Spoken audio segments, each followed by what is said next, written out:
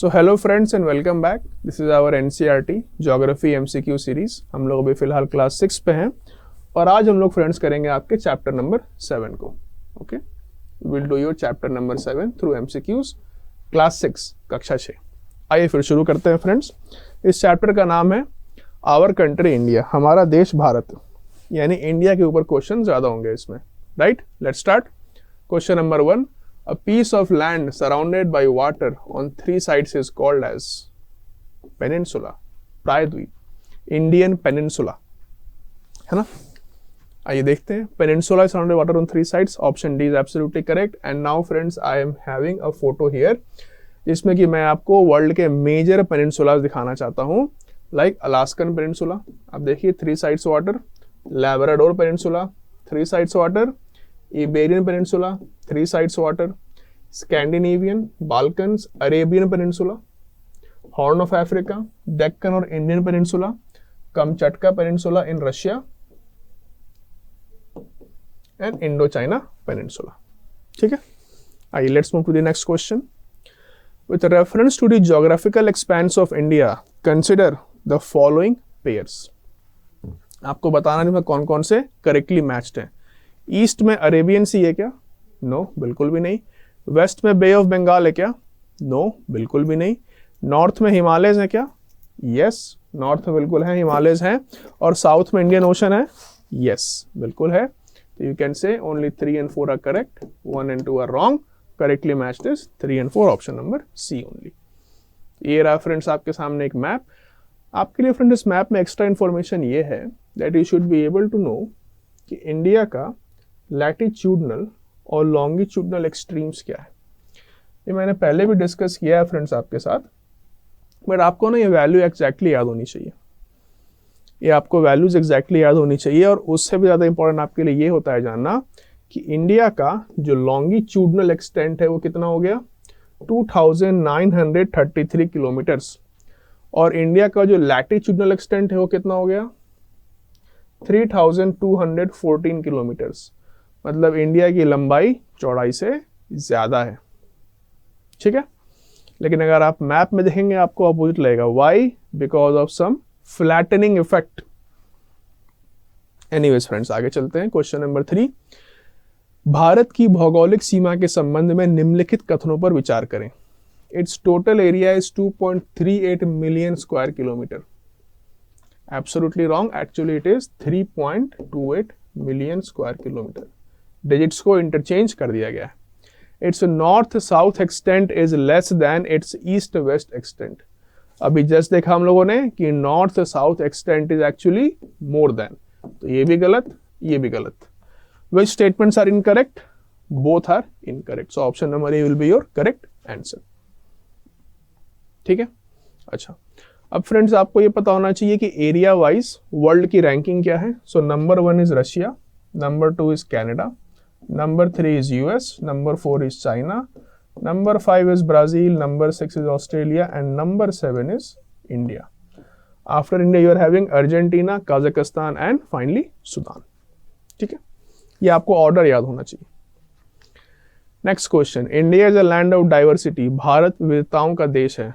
बिल्कुल सही बात है, absolutely correct.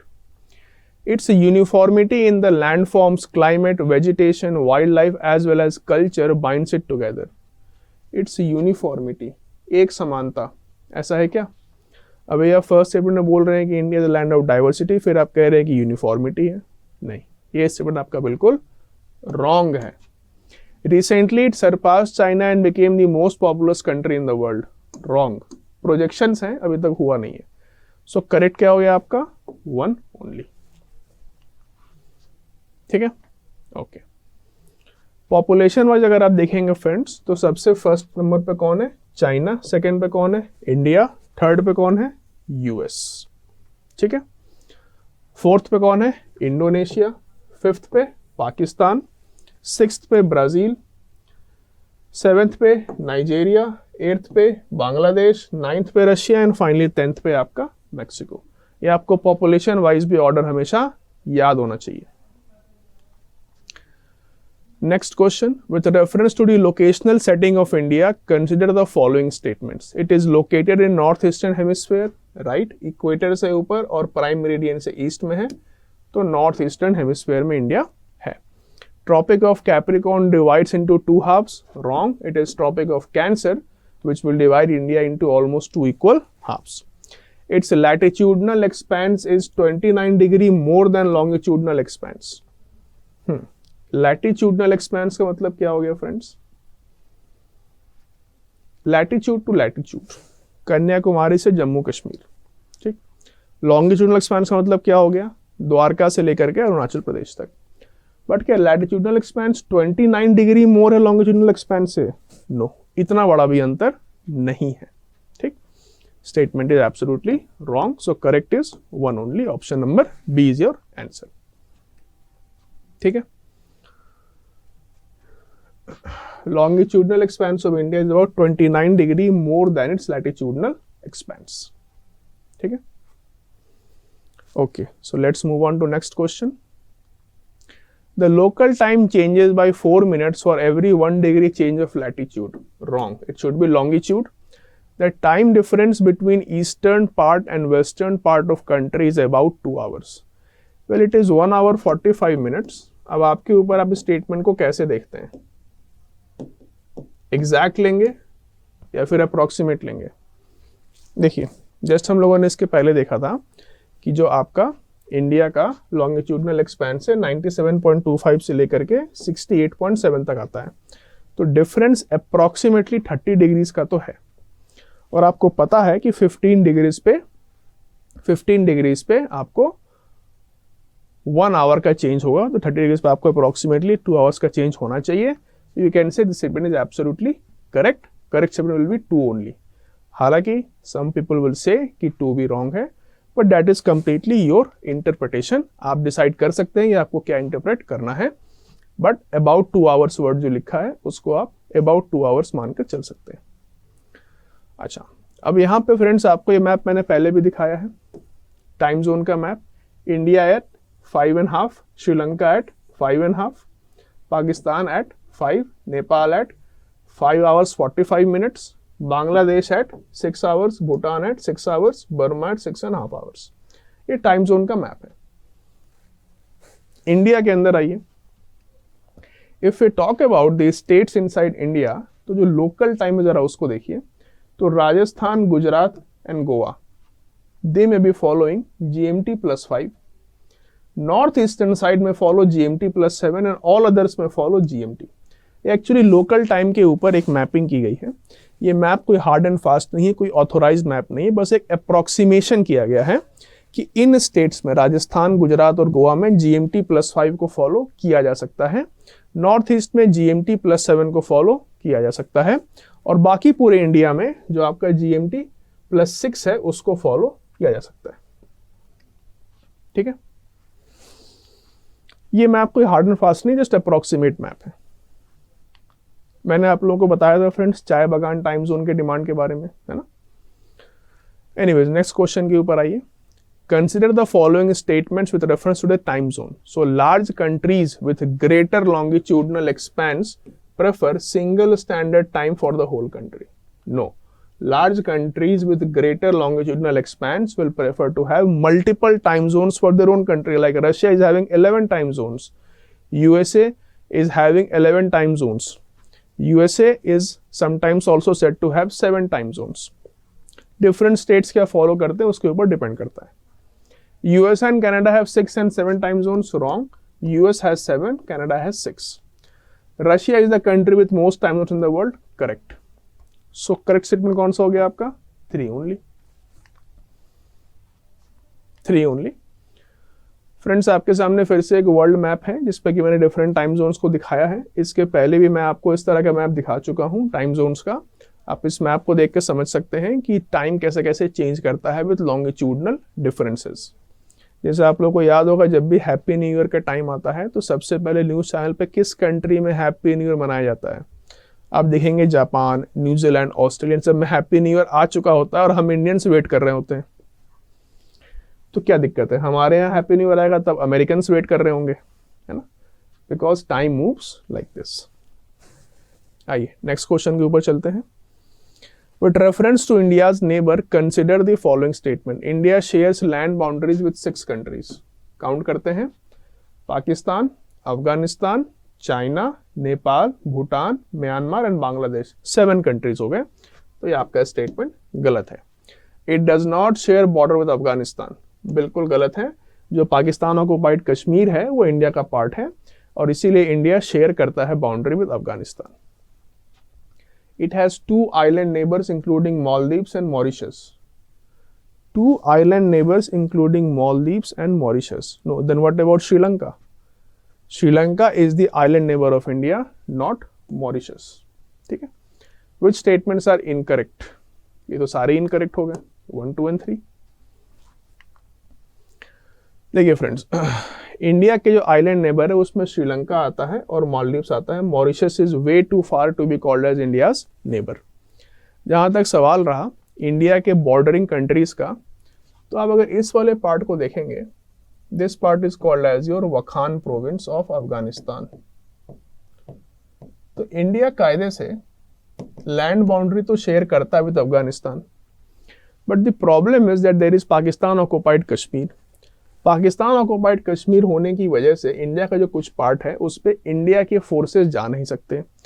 तो कई बार आप देखेंगे वर्ल्ड मैप में इतना पार्ट जो है इंडिया का, इसको इंडिया का हिस्सा नहीं दिखाते हैं। Although it is very hurtful, it is very disrespectful for India, but हम क्या कर सकते हैं? World politics sees this as disputed territory. But in any case we know for sure कि जो PoK it is only a temporary measurement. आप लोगों को फ्रेंड्स थोड़ा सा मैं हिस्ट्री देना चाहता हूँ उस बैकग्राउंड में। When India was about to get independence, तो Jammu and Kashmir wanted to stay as an independent state, but उसकी लोकेशन ऐसी थी जम्मू एंड कश्मीर की that historically this entire area has been on major trade routes through China to Middle East and to Europe. ठीक है। दूसरा कि Jammu and Kashmir का जो प्रोविंस है it was mostly having Muslim population, but it was ruled by Hindu kings like Raja Karan Singh and all, Raja Hari Singh and all. उस time पे हुआ ये कि Pakistan wanted to invade and capture this. ठीक है। India wanted Jammu and Kashmir to become a part of India, but Jammu and Kashmir state was not ready to sign the instrument of accession. तो हुआ ये कि पाकिस्तान के तरफ से उसकी मिलिट्री के लोग and it's tribal people disguised as tribal people, military supported local tribal people in invading this particular area of India. ठीक है। When they invaded, then Raja Hari Singh of Jammu and Kashmir thought कि इतनी बड़ी army से मैं मुकाबला तो कर नहीं पाऊंगा, तो मुझे इंडिया का सपोर्ट चाहिए। Then Raja Hari Singh called Lord Mountbatten and Jawaharlal Nehru कि हमें इंडिया का सपोर्ट चाहिए, पाकिस्तान ने अटैक कर दिया है। Jawaharlal Nehru and Mountbatten said that कि आप इंस्ट्रूमेंट ऑफ एक्सेशन को साइन करो और हम अपने फोर्सेस को भेज देंगे आपकी टेरिटरी में। उसमें थोड़ा डिले हुआ साइनिंग करने में, but ultimately Jammu and Kashmir signed it. लेकिन जब तक साइन करते तब तक पाकिस्तान के फोर्सेस ने कुछ एरिया इन्वेड करके अपने कब्जे में ले लिया था। पाकिस्तान के फोर्सेस और भी इन्वेड करते, लेकिन they stopped there in celebration कि अब जम्मू कश्मीर हमारा हो गया। Ultimately Indian forces came and the world powers intervened. They said कि स्टेटस को मेंटेन करो और एक प्लेबिसाइड कराओ, उसके बाद डिसाइड होगा कि ये एरिया किसको जाना है। बट क्योंकि आज तक पाकिस्तान ने अपने मिलिट्री पीपल को पुल बैक नहीं किया इस एरिया से, इसीलिए आज तक प्लेबिसाइड नहीं हो पाया। ठीक है। तो legally, technically, ethically, morally, in every way entire state of Jammu and Kashmir, including whatever names Pakistan gives it, कि Pakistan occupied Kashmir, Azad Kashmir, whatever names they give it, it does not matter. This entire state of Jammu and Kashmir is an integral part of India. ठीक है। Hence, India shares a boundary with Afghanistan. It is only a temporary matter कि अभी पाकिस्तान के forces इस area में हैं, उनको हटाना ग्लोबल पावर्स की जिम्मेदारी है, इंडिया की जिम्मेदारी है। वो हटेंगे, फिर ये पूरा का पूरा पार्ट इंडिया में विलय हो जाएगा। So India does share a boundary with Afghanistan, no doubt about it. ठीक है।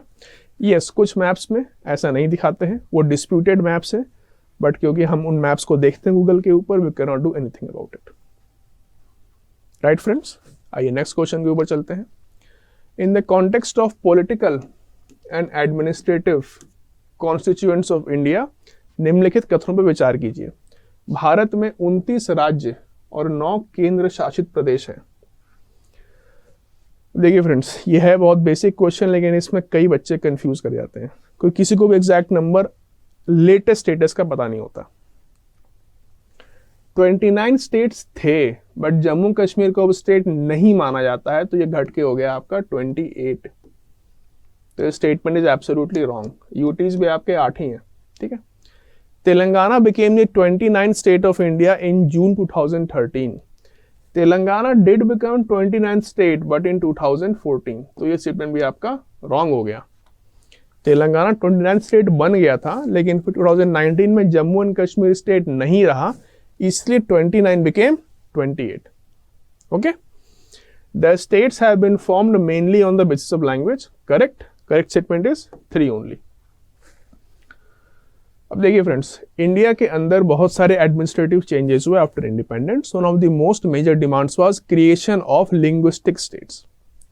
ब्रॉडली 1 लैंग्वेज 1 स्टेट का डिमांड इंडिया में 1960s के टाइम से है, बहुत स्ट्रॉन्ग डिमांड है। और लैंग्वेज को लेकर इंडिया में कई बार प्रोटेस्ट भी हुए, जैसे हिंदी को इम्पोज क्यों कर रहे हो तमिलनाडु के ऊपर, why should Hindi be made national language etcetera. इसके अलावा ऑलमोस्ट हर स्टेट का अपना डिफरेंट कल्चर था, तो ऑलमोस्ट हर स्टेट ने डिमांड किया था कि हमारा एक सेपरेट स्टेट एडमिनिस्ट्रेशन होना चाहिए। इसको लेकर इंडिया में कई बार चेंजेस हुए।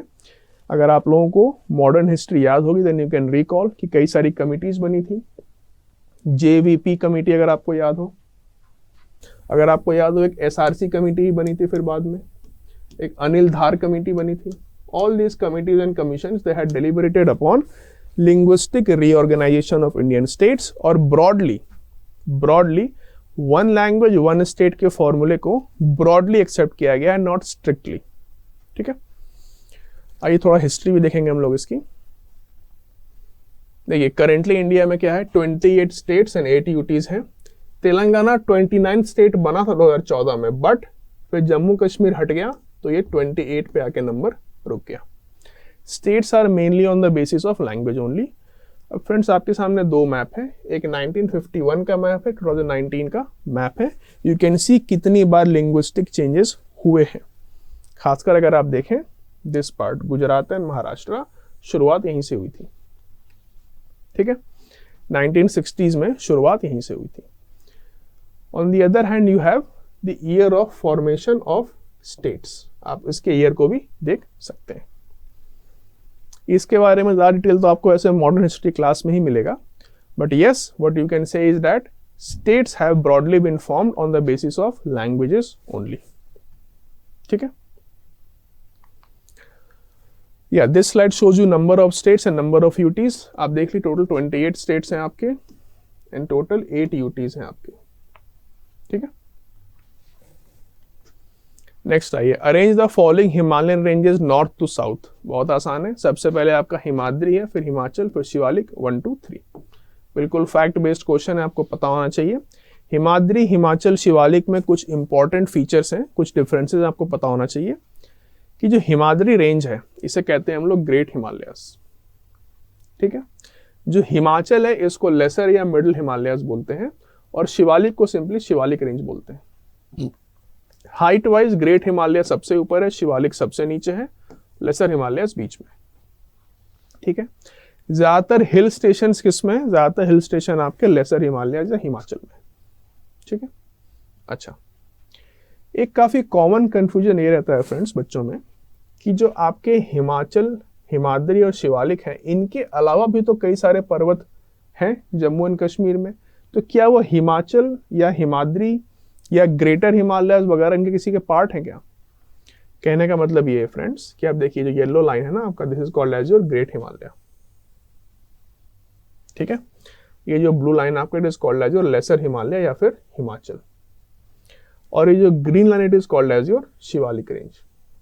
ठीक है, यही 3 मिलके आपका हिमालय बनते हैं। इन तीनों के अलावा और कोई भी ऐसा पर्वत या कोई माउंटेन रेंज नहीं जिसको हम लोग हिमालय का पार्ट माने। ठीक है, अब आप बोलेंगे सर जम्मू एंड कश्मीर में जो काराकोरम है, माउंट K2, गॉडविन, ऑस्टिन वगैरह, ये क्या हिमालय का पार्ट नहीं है? बिल्कुल नहीं है, वो डिफरेंट माउंटेन रेंज है। They are called as Karakoram range, Ladakh range, Zanskar range, फिर आपका पीर पंजाल आएगा वगैरह। They are not the part of Himalaya range, वो हिमालय से डिफरेंट है दोनों माउंटेनस एरियाज ही बट डिफरेंट है। काराकोरम जो है ये भी आपका एक फोल्ड माउंटेन है, but it is of volcanic origin fold mountain.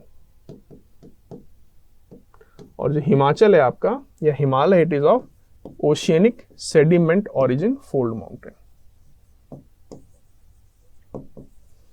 यहाँ पे बहुत लोग कंफ्यूज रहते हैं कि सर जम्मू एंड कश्मीर में जो काराकोरम है, लद्दाख वगैरह है, जस्कर है, ये क्या हिमालय का पार्ट है या नहीं है? नहीं है, be clear about it. Himalaya के पार्ट सिर्फ 3 हैं, हिमाद्री, हिमाचल, शिवालिक, बस। ठीक है, आइए नेक्स्ट क्वेश्चन के ऊपर चलते हैं। In the concept of division of Himalayas consider the following statement. Himalayan mountains consist mainly of 3 ranges. सही है, Himadri, Himachal and Shivalik. The world's highest peaks, including Mount Everest, are located in Great Himalayas. Absolutely correct. The Shivalik is famous for many tourist destinations, including hill stations. Wrong. It is your middle wala range. That is your Himachal range is famous for tourist destination. तो correct statement हो गए आपके only 1 and 2. ठीक है, अगर आप देखना चाहें फिर से देखें फ्रेंड्स, यहाँ पे ये आपका ग्रेट हिमालय ऐसा होकर के आ रहा है। ठीक है, या नीचे आपका शिवालिक है और इसके बीच में हो जाएगा आपका हिमाचल रेंज। काराकोरम वगैरह, हिंदू कुछ, लद्दाख, जस्कर, ये सब डिफरेंट है from Himalaya. And what about the world's highest peak? You already know, Mount Everest है, ये आपका ग्रेटर हिमालयाज में है। ये जो माउंट केटू या गोडविन ऑस्टिन है, ये आपका इधर काराकोरम रेंज में आ जाता है। ये रहा आपका केटू। इसके अलावा बाकी जितने सबके सब आपके हिमालय रेंज में ही आते हैं, इंक्लूडिंग कंचनजंगा, नंगा पर्वत, लोत्से, मकालू, मनसालू, अन्नपूर्णा एटसेट्रा। ठीक है, नेक्स्ट क्वेश्चन के ऊपर चलते हैं। Geographical terms and their definition, भौगोलिक शब्दावली एवं उनकी परिभाषा, आपको इन सबको आपस में मैच करना है। Alluvial deposit, an area of land formed at the mouth of river. No, that is what delta is. That is what delta is. Tributary, very fine soils brought by and deposited by rivers in the river basin, but that is what alluvial deposit is. ठीक है, a stream which discharges its water into main river, yes, that is what tributary is. Corals, skeletons which are made up of tiny marine animals called as polyps, yes, absolutely correct. So only 4 is correct. आपस में सबको बाकी को interchange कर दिया गया है। So you can see friends, बाकी तीनों डेफिनेशन को आपस में इंटरचेंज कर दिया गया था। अब आपके सामने एक छोटा सा फोटो मैंने रखा है, आप जरा देखिए। एक रिवर अगर जब आती है तो पहले तो माउंटेन से ओरिजिनेट होकर के आती है। जब माउंटेन में फ्लो कर रही होती है रिवर, तो काफी उसमें से इरोजन करता है रिवर। तो जब इरोजन करती है रिवर, तो काफी अपने साथ सेडिमेंट लोड लेकर के आती है। And finally when the river comes into the plain, then it fans out like this. It is called as alluvial fan. ठीक है, ओके, आइए आगे चलते हैं फ्रेंड्स हम लोग। ये अगेन फ्रेंड्स आपके पास एक वर्ल्ड का मैप है। आप इसमें देख सकते हैं कि जो आपके मेजर रिवर्स हैं वो, और उनके जो डेल्टास बनते हैं वो। ओके, नेक्स्ट आइए, coral reefs of the world. हाँ, ये एक इंपॉर्टेंट है आपके लिए जानना, बिकॉज इस पे कई बार क्वेश्चन पूछती है यूपीएससी। कोरल्स हमेशा न्यूज में रहते हैं, बहुत इंपॉर्टेंट टूरिस्ट डेस्टिनेशन है, बट क्लाइमेट चेंज का असर दिख रहा है। They also are declining. So if you look at the world map friends, you can say कि ऑस्ट्रेलिया के पास पूरे वर्ल्ड का 16.1% कोरल है। ठीक है, डिक्लाइन कितना हो रहा है? 24%। If you look eight east Asia, तो पूरे वर्ल्ड का 30% कोरल आपको ये पिंक कलर वाले ईस्ट एशिया में मिलता है। Decline is also very high. If you look eight Caribbean ocean, तो ये जो ब्लू वाला एरिया है आपको वर्ल्ड का 10%। If you look at Pacific, तो ग्रीन एरिया में वर्ल्ड का 26% कोरल रीफ्स आपको मिलते हैं। But in all these 4 there is a huge decline. Why? Climate change. Corals are very sensitive to purity of water and to climate change, temperature. Corals को बहुत pure water नहीं चाहिए होता है, उनको थोड़ा मडी और सेडिमेंट वाला ही वाटर चाहिए होता है। बट अगर उसमें ऑयल मिक्स हो जाए, जैसे अगर ऑयल स्पिल हो गया, दे विल डाई डाउन। ठीक है, आइए आगे चलते हैं। Following statements regarding the Sundarbans delta, it is the world's largest delta by Ganga Brahmaputra, बिल्कुल सही है। ट्रायंगुलर इन शेप, बिल्कुल सही है। Incorrect, neither, it is triangular in shape. ठीक है। सुंदरबंस का नाम सुंदरबन क्यों है friends? It is because of a tree which is named as Sundari which is a local tree found है, इसीलिए उसका नाम है सुंदरबंस। ये फैक्ट भी आपको पता होना चाहिए। आपके सामने फ्रेंड्स आप देख लीजिए, यहाँ से गंगा नदी आ रही है, यहाँ से ब्रह्मपुत्र आ रही है, वो जमुना के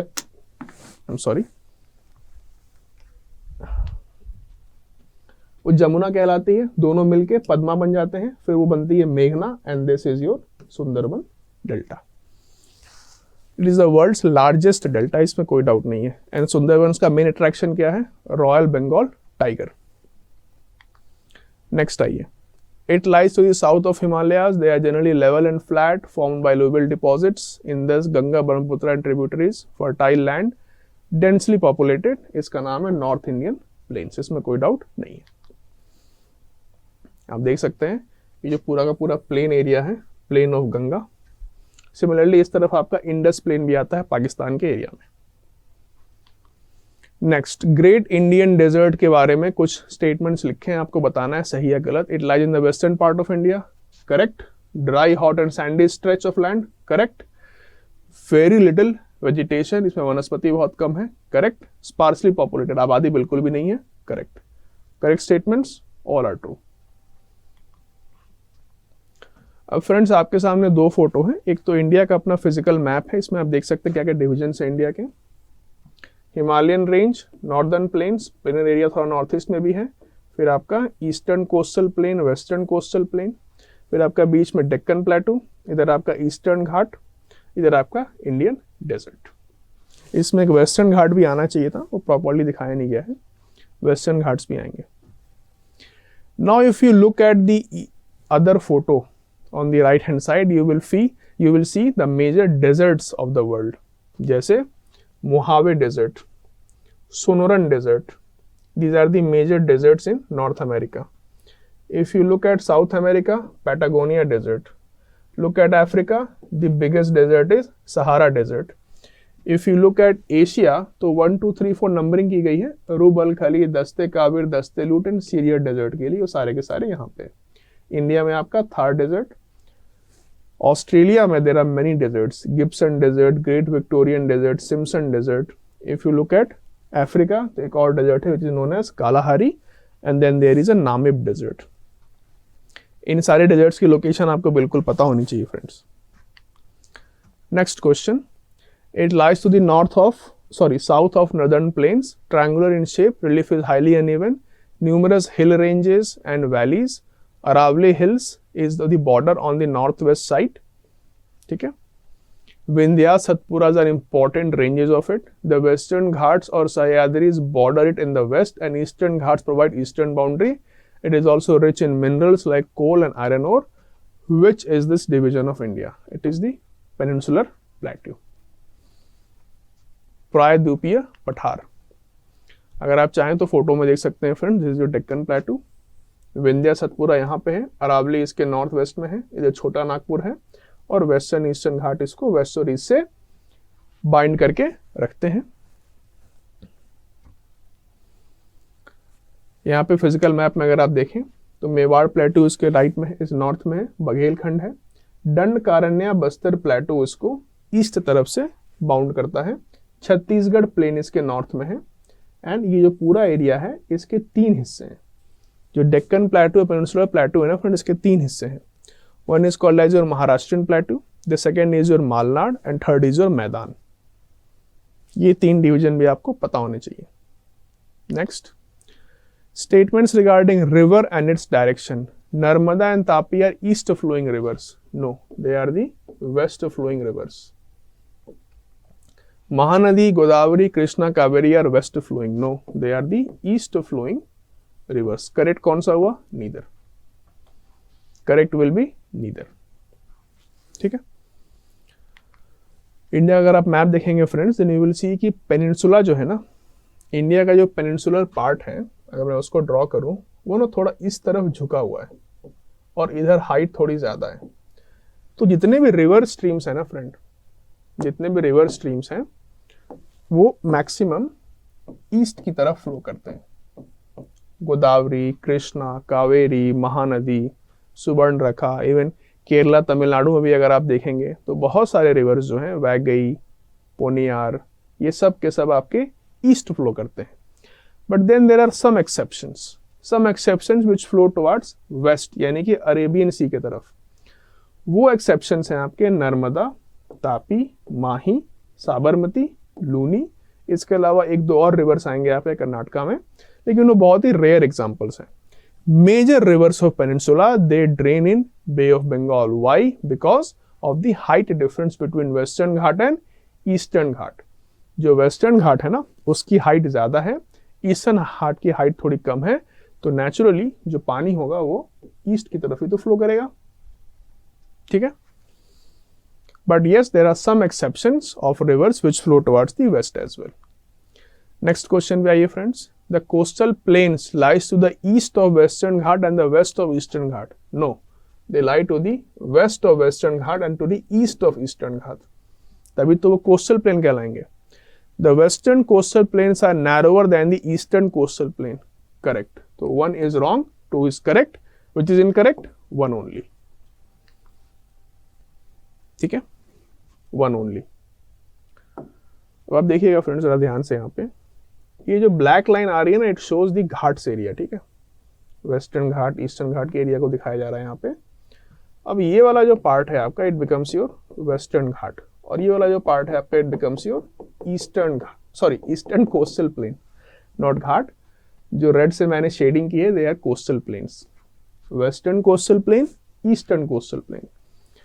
अब जो कोस्टल प्लेन उसमें कुछ लोकल एरियाज के नाम है, like there is Konkan plain या Konkan coast, there is Malabar coast on the western side. On the eastern side you will get Utkal coast in Orissa, Andhra coast in Vijayawada, Coromandel coast in Tamil Nadu. Local area, local नाम है उनके।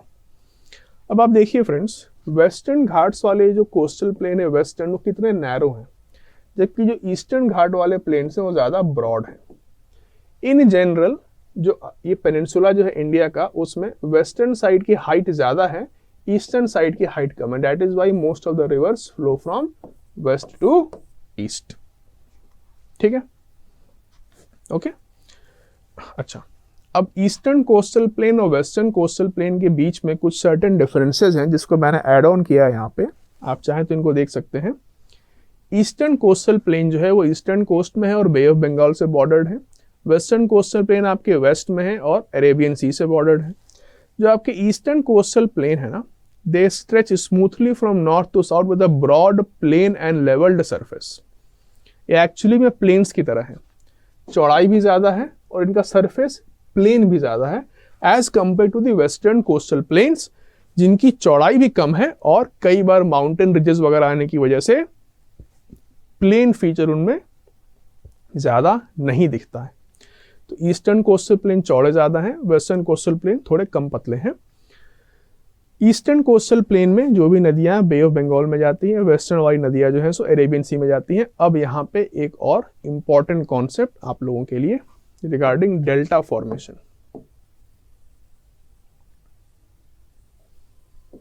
देखिए डेल्टा जो है वो कहाँ बनता है? डेल्टा बनता है on the mouth of river, जब रिवर जाके सी से मिल रही होती है। अब जो वेस्टर्न कोस्टल प्लेन से जो नदियां अरेबियन सी की तरफ जा रही हैं, बहुत कम ही है, इक्का दुक्का ही है, श्रावती एटसेट्रा, ये बहुत कम डिस्टेंस कवर कर रही हैं। तो कम डिस्टेंस जब कवर करेंगी तो उतना इरोड किया नहीं होगा कि जाकर के डिपॉजिट कर दें ऑन द माउथ ऑफ सी पे। ऑन द अदर हैंड जो नदियां यहां से यहां फ्लो कर रही हैं, लाइक गोदावरी, कावेरी, महानदी एटसेट्रा, वो सब जो है बहुत दूर से फ्लो करके आ रही हैं, तो काफी सेडिमेंट लोड लेकर आ रही हैं इरोड करने की वजह से। वो सारा सेडिमेंट लोड ला करके यहाँ सी के माउथ पे डिपॉजिट कर देंगे। तो delta formation is easy and is much more on the eastern coastal plains and not on the western coastal plains. ठीक है, ईस्टर्न कोस्टल प्लेन पे आपका डेल्टा फॉर्मेशन कहीं आराम से बन जाता है। और अगर फ्रेंड्स आपको ये कॉन्सेप्ट नहीं समझ में आ रहा हो ज़्यादा कोई टेंशन नहीं लेना, आपको सिंपली ये समझना है कि जब नदी बहुत दूर से आ रही होगी तो खूब सारा इरोड करके अपने साथ डस्ट वगैरह लेकर आ रही होगी, तो जैसे ही समुद्र से मिलेगी नदी की स्पीड कम हो जाती है तो सारा डस्ट वहीं पे डिपॉजिट कर देगी, तो डेल्टा बन जाएगा।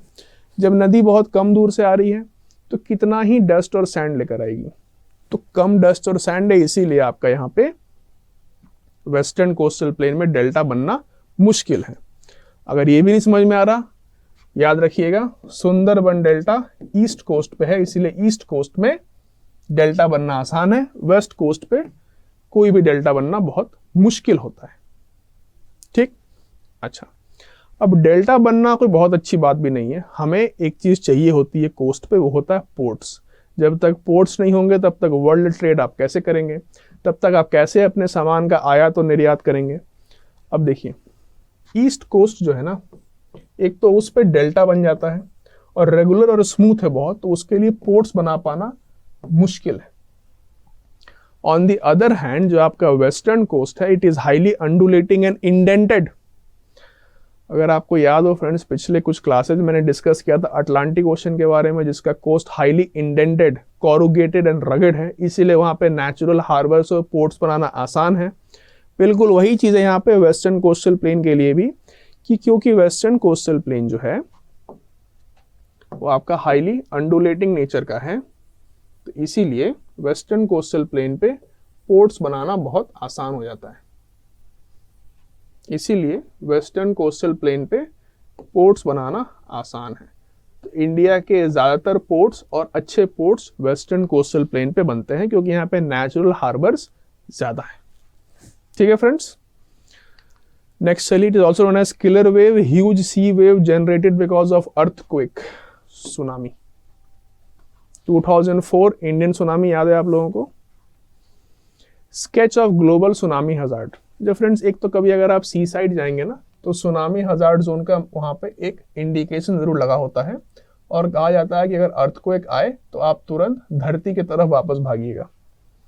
एक्चुअली होता है फ्रेंड्स कि जब सुनामी आने वाला होता है ना, एक तो अर्थक्वेक की वजह से आता है, ठीक है, अर्थक्वेक की वजह से सुनामी आता है, दैट इज एब्सोल्युटली श्योर।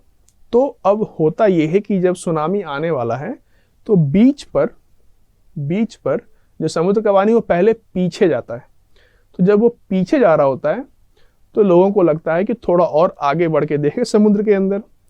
वो जैसे ही आगे बढ़ते हैं फिर उसके बाद समुद्र का पानी पूरे जोर से वापस आता है, तो उन सबको बहा कर ले जाता है। तो कहने का मतलब ये है कि अगर कभी आपको बीच पे दिखे कि समुद्र का पानी पीछे जा रहा है, ये बिल्कुल रिस्की बात है, आपको इमीडिएटली वकेट कर देना चाहिए वहां से। एनीवेज फ्रेंड्स, हम लोग जरा ग्लोबल मैप देख लें सुनामी का।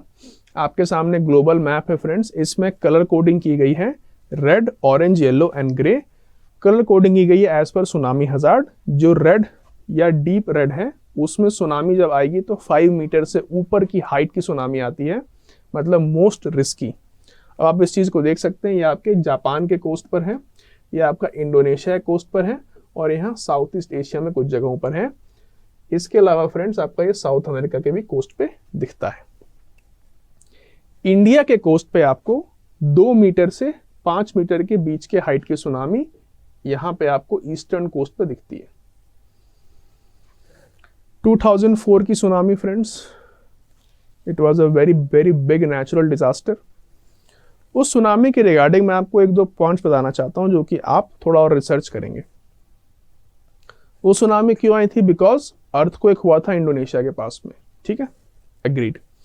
उस सुनामी के आने के बाद इंडिया ने अपने यहां पे कौन सा एक्ट पास किया था?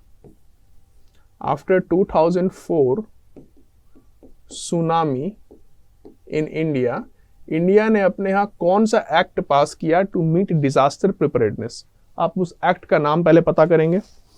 दूसरा, आप मुझे ये बताएंगे या सर्च करेंगे कि जब ये सुनामी आ रही थी इंडिया के पास, तो अंडमान निकोबार के कुछ ट्राइबल एरियाज में जो लोग रहते हैं, जरावा ट्राइब्स वगैरह, क्या उनको पहले से लग गया था कि सुनामी आने वाली है? ऐसा मैं इसलिए बोल रहा हूँ फ्रेंड्स, क्योंकि ये देखा गया कि सुनामी आने से पहले अंडमान निकोबार में रहने वाले ट्राइबल लोग खुद ही पहाड़ों की तरफ भाग गए थे। हाउ डिड दे नो कि सुनामी आने वाली है? हमारे पास इतना मॉडर्न टेक्नोलॉजी, हम पता नहीं कर पाते कि सुनामी कब आएगी। हाउ डिड दे नो कि सुनामी आने वाली है, और डिड दे इवन नो कि सुनामी आने वाली है? Was it only a coincidence या they had some mechanism to know? ठीक, तीसरी बात आप पता करेंगे, पहला तो हो गया एक्ट के बारे में, दूसरा हो गया आपके tribes of Andaman and Nicobar island के बारे में पता करेंगे, क्या इनको पता था कि सुनामी आने वाली और ये भाग गए? सेम 2004 सुनामी के बारे में बात कर रहा हूं मैं। और थर्ड आप ये बताएंगे कि जो मैंग्रोव्स होते हैं, can they act as barriers of tsunami, and if yes तो क्या 2004 में तमिलनाडु में क्या किसी पर्टिकुलर मैंग्रोव ने सुनामी को रोका था उस एरिया में आने से? अगर हाँ तो जरा उसका नाम पता करिएगा। क्या मैंग्रोव्स रोक सकते हैं सुनामी को आने से? अगर हाँ, ऑफ कोर्स हाँ, तभी तो आगे सवाल दे रहा हूं मैं आपको।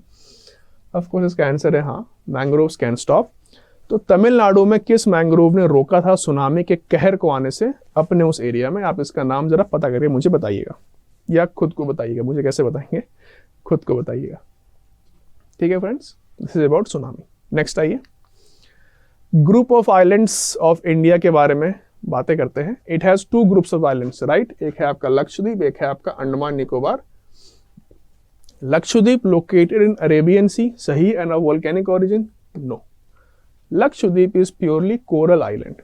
लक्षद्वीप अरेबियन सी में तो है, but it is purely of coral origin. वो कुछ नहीं है, कोरल रीफ और कुछ भी नहीं है Lakshadweep island. It is simply coral reef और कुछ नहीं है। Andaman Nicobar line bay of Bengal and are of coral origin. Bay of Bengal में तो है बट कोरल ओरिजिन नहीं है, ये है आपका वोल्केनिक ओरिजिन का। ठीक है, तो statement 2 is wrong, 3 is wrong, only 1 is correct. पूछ रहा करेक्ट बताओ, तो 1 ओनली। ठीक है फ्रेंड्स, अब देखिए आपके सामने कुछ और इंफॉर्मेशन है। अब जरा इस क्वेश्चन में ये देखिए दैट इंडिया में कहां कहां पे आपको कोरल्स मिलते हैं। लक्षद्वीप आइलैंड तो पूरा का पूरा कोरल आइलैंड ही है। इसके अलावा अंडमान निकोबार में भी आपको कोरल्स मिलते हैं। Even though Andaman Nicobar is of volcanic origin, फिर भी आपको कोरल्स यहाँ पे मिलते हैं। गल्फ ऑफ मन्नार में कोरल्स मिलते हैं, मालवन कोस्ट ऑफ महाराष्ट्र में कोरल्स मिलते हैं, और गल्फ ऑफ कच्छ में भी आपको कोरल्स मिलते हैं। This is coral map of India. India अगर आप वोल्केनिक मैप के बारे में बात करेंगे तो let us first focus upon Andaman Nicobar. इसमें एक एक्टिव वोल्केनो है by the name of Barren Island, and it is the only confirmed volcano of South Asia. 2017 was the latest eruption. Narcondam island एक आइलैंड है अंडमान निकोबार में जिसका फीचर है डॉर्मेंट वोल्केनो का। अब डॉर्मेंट वोल्केनो क्या होता है? A volcano which is not erupted since long, उसको हम लोग कहते हैं कि एक्टिव नहीं है, अब ये डॉर्मेंट हो चुका है। That is what it is. Narcondam शब्द तमिलनाडु में तमिल लैंग्वेज से आता है, it means pit of hell. Mud volcanoes भी काफी कॉमन है अंडमान निकोबार में। मड वोल्केनो एक्चुअली इरप्ट नहीं करते हैं। ये होता ये है कि धरती के सरफेस पे कई जगह क्रैक्स और फिशर्स होते हैं, तो वहां से बस बबल करता हुआ मड दिखता है और कुछ भी नहीं होता। These are found in Diglipur and Baratang islands of Andaman and Nicobar. तो अंडमान निकोबार वोल्केनिक ओरिजिन का है, मैंने पहले भी आपको बताया था। कुछ वहां के वोल्केनिक स्पॉट्स के नाम भी आपको बता दिए। तो friends, with this we conclude our chapter number 7 class 6 of NCERT geography. Friends, मैंने पूरी कोशिश की है कि इस चैप्टर का जस्टिस कर सकूं, जितने क्वेश्चंस कवर कर सकते थे कवर करने की कोशिश की है मैंने। इस चैप्टर में फ्रेंड्स आपको इंडिया के कई सारे फिजिकल ज्योग्राफी के पॉइंट्स पता चले होंगे। अब आप सब लोगों से अनुरोध क्या है? अनुरोध ये है कि आप लोग इस चैप्टर को ठीक से पढ़ें, अगर नहीं पढ़ा है दोबारा पढ़ें और इन क्वेश्चंस को फिर से अटेम्प्ट करिए। फ्रेंड्स, मैप्स के बारे में मैं आपसे कुछ डिस्कस करना चाह रहा था। मैंने पहले भी आप लोगों को कहा है कि मैप्स बिल्कुल बनाने चाहिए। आप लोग मैप्स बनाइए। ज्योग्राफी पढ़ने का असली मजा मैप्स बनाकर पढ़ने में है, इसलिए क्योंकि आपको कई बार चीज़ों की लोकेशन का अप्रॉक्सीमेट आइडिया नहीं होगा अगर आप मैप्स नहीं बनाते हैं या आप मैप्स नहीं देखते हैं। जैसे मैंने अपने स्लाइड्स में क्यों इतने सारे मैप्स डाले, ऑलमोस्ट जहां मौका मिलता है मैं 1-2 मैप डाल देता हूँ। जैसे कोरल मैप ऑफ वर्ल्ड है ना, coral map of India, volcanic map of India, river map of India. इस तरह के मौके जहां भी मिले आप बिल्कुल उसको मैप्स के थ्रू डिस्कस करिए, बिल्कुल उसको मैप्स के थ्रू अंडरस्टैंड करने की कोशिश करिए। मैप्स बनाना एक बहुत अच्छी हैबिट है, आप खुद बना सकते हैं। आप अपने मैप्स अपने दोस्तों के साथ अपने ग्रुप स्टडी में शेयर कर सकते हैं, उनके मैप्स को आप देख सकते हैं। थीम बेस्ड मैप्स जितना ज़्यादा बनाएंगे आपको उतना ही ज़्यादा फायदा होगा। ठीक है friends, okay, so with this I conclude this session. Next class में जब मिलेंगे तो जो लास्ट चैप्टर रह गया आपके क्लास 6 का, चैप्टर नंबर 8, उसको डिस्कस करेंगे through MCQs। Till then good bye and all the best. Thank you.